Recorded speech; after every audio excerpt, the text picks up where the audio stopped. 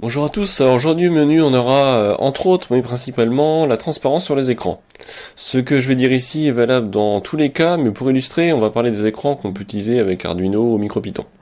Afin de comprendre le problème, il faut garder à l'esprit que les écrans ne gèrent que des pixels, des couleurs, du noir, du blanc et toutes les couleurs qui sont disponibles entre. Un pixel transparent ça n'existe pas. Donc quand on a une image qui contient des pixels transparents et qu'on veut l'afficher au-dessus d'une autre, comment est-ce qu'on s'y prend ? Et si vous suivez la chaîne, vous savez donc que je suis en train de créer une console de jeu. La première version aura un écran minuscule, ça c'est le premier prototype de la première version. Elle aura un écran minuscule et c'est justement celui-ci que je vais prendre pour illustrer la situation. Juste pour info, c'est un ST7735, il est en 128 pixels par 128 pixels et je vais coder tout ça avec MicroPython. Je vais pas m'arrêter sur le code parce que c'est pas l'objet de la vidéo. Et on va commencer par afficher un petit carré. Jusqu'ici, rien de particulier. Je crée un buffer avec un carré du pixel sur le pixel, je l'envoie à l'écran, il est affiché. Et maintenant, je décide de déplacer ce pixel vers la droite, à chaque fois en ajoutant un pixel toutes les 50 millisecondes. Ça va me donner ça, ça dessine. C'est pas vraiment ce qu'on avait souhaité, ce que j'aimerais plutôt, moi, c'est que le carré se déplace sur la droite. Donc ce qu'on fait pour déplacer juste le carré, c'est qu'on va en fait avoir notre carré, là en l'occurrence il est blanc, avoir un second carré de exactement la même taille, de la couleur du fond, là actuellement la couleur du fond est noire, donc je fais un second carré noir, et en fait, à chaque déplacement, j'enregistre la position précédente du carré blanc, je commence par effacer mon carré blanc avec le carré noir, puis j'affiche le carré blanc à son nouvel emplacement. Et là, ça donne ça. Mais ce qu'on peut constater, alors on voit pas super bien, c'est que le carré a tendance en fait à scintiller. Il est pas complètement net. Alors là, la caméra permet pas forcément de bien le voir, mais on remarque un petit peu, notamment en bas, qu'il y a un certain scintillement. Et à l'œil nu sur l'écran, ça se voit à mort, ça scintille hyper fort. Et ce problème, il est dû au fait qu'on dise à l'écran affiche du noir. Puis, l'instant juste après, les millisecondes qui suivent, affiche du blanc.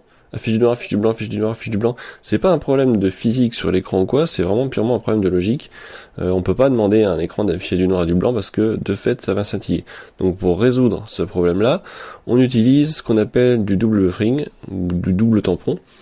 L'idée, c'est qu'on va plutôt, dans un tampon, qui est une zone mémoire, on va construire l'image finale.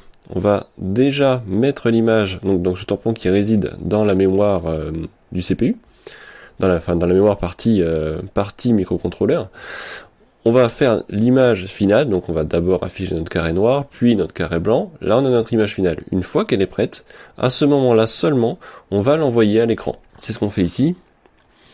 Donc on a un buffer temporaire qui est rempli avec du noir, et on va afficher notre carré noir qui permet d'effacer dans le buffer, notre carré blanc dans le buffer, et à la fin, on envoie à l'écran notre buffer. Le résultat, il est là, plus de scintillement.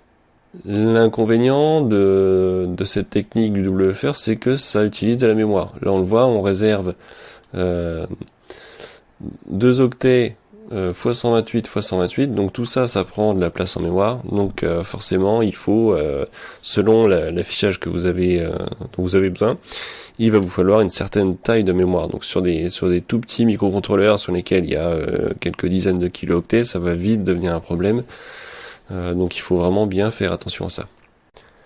Depuis tout à l'heure, je parle de buffer. Un buffer, c'est simplement une variable, mais une variable qu'on va utiliser comme étant un lieu de stockage temporaire, en fait. C'est pas quelque chose qui est censé garder en mémoire pendant un certain temps des données, c'est simplement des données qui vont transiter.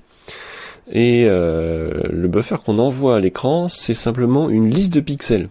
Et un pixel, c'est simplement un code de couleur qui va être compris par l'écran. C'est pas des coordonnées. C'est pas genre AX égale temps, Y égale temps, tu mets telle couleur.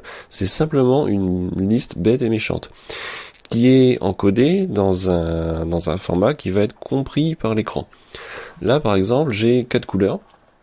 Si on regarde ces 4 couleurs, quand elles sont converties dans un format, j'ai fait un petit script pour le convertir, qui peut être compris par l'écran, on voit que chaque couleur, c'est 2 lots de 8 bits. 0 ou 1 c'est un bit, il y en a 8. Donc un octet c'est 8 bits, donc il y a 2 octets par couleur. Première couleur, deuxième couleur ici, troisième couleur, quatrième couleur. Si on passe en hexadécimal, on voit que le noir c'est du 00, le blanc c'est du FFFF, et entre les deux, on a des autres valeurs pour les autres couleurs. Si on regarde le rouge qu'on a ici, on a un A800. Et si dans mon code, je décide de faire juste un tableau qui contient A800, c'est la manière de l'écrire ici en Python, mais A800 la valeur qu'on avait, je fais 64 fois ce pixel-là, et je l'affiche dans un pixel qui fait, dans un buffer qui fait 8 par 8 et l'autre 4 par 16, on voit que bêtement, ma couleur, qui est juste A800, c'est son code couleur, elle va remplir le buffer qu'on lui dit. Et du coup, sa forme, au final, va dépendre de la fenêtre dans laquelle on la met, en fait. C'est juste, l'écran, lui, on lui dit, de tel endroit à tel endroit, je vais t'envoyer une liste de pixels. Et il remplit de manière bête et méchante cette liste de pixels avec les valeurs qu'on lui envoie. Et c'est maintenant commence les problèmes.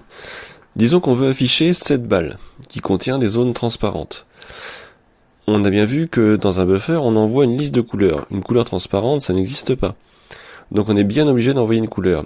Ce que vont faire les programmes qui convertissent ça en code couleur compris par l'écran, c'est que cette zone-là va être convertie dans une couleur, et ça va être la couleur noire. Le résultat, il est celui-ci. Là, on affiche un carré. Alors, moi, il est rouge, mais avec la magie des caméras, il devient une sorte de violet bizarre. Le rond est vert, il devient une sorte de bleu, mais moi, si je le regarde, ils sont bien de la bonne couleur.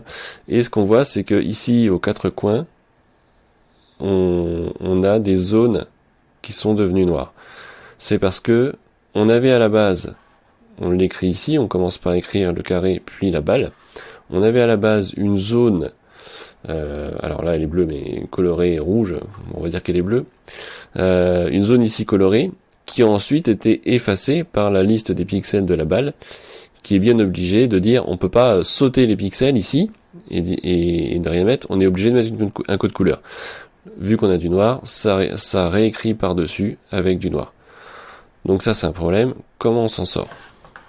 Juste avant, un petit mot, si on regarde le buffer qui contient la balle et qu'on regarde les tout premiers pixels, on voit bien que les pixels transparents, qui sont forcément ceux en haut à gauche, sont bel et bien noirs. Alors pour faire tout ça, j'utilise le module FrameBuff de MicroPython. Et en particulier, on utilise la fonction blit, à laquelle on passe le buffer qu'on a envie d'envoyer, et puis à quel endroit, X et Y.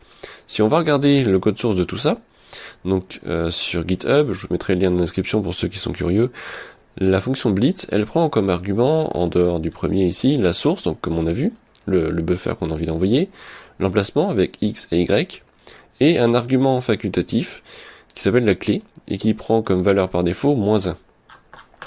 Si on regarde à l'endroit où le buffer est vraiment copié dans l'autre buffer, on voit qu'il récupère la couleur.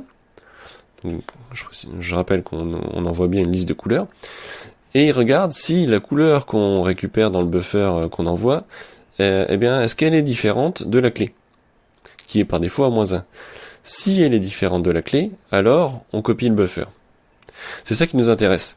C'est-à-dire que un pixel transparent, c'est finalement un pixel qu'on aurait oublié de copier. Et quand on met une image sur une autre image, donc quand on a déjà un fond, on oublie de copier un pixel, il devient transparent. C'est exactement ce qu'on veut. Donc si à la place de laisser la valeur par défaut qui est à -1, on met la couleur qui nous intéresse, et dans notre cas, on avait une couleur noire, alors la couleur transparente, habituellement on va pas prendre du noir, mais là, notre image, la couleur transparente, a été convertie en couleur noire.